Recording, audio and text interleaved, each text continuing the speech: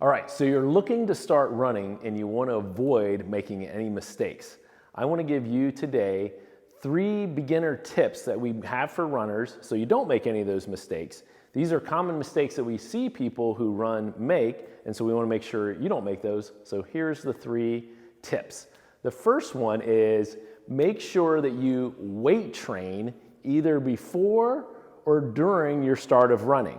Ideally, you would start doing running specific weight training exercises before you start running, but even if you just start doing them while you build up your running, that's good too.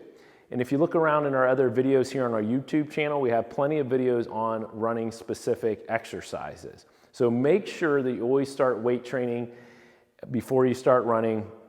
It's really important to avoid injury, that you're building some strength. The second thing is think about your legs going up and down as instead of back and forth.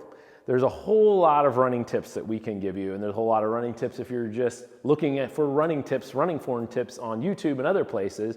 But a real basic one to start with is just thinking, you want to think of running as more of an up and down march as opposed to a back and forth stride, okay? So that is probably the most common running form problem that we see in people, is that they're overstriding. So always think, I'm going to start by marching and then I'll start into running, up and down, not back and forth. And then the last tip that I want to give you is make sure that you always incorporate some walking. Don't discount walking.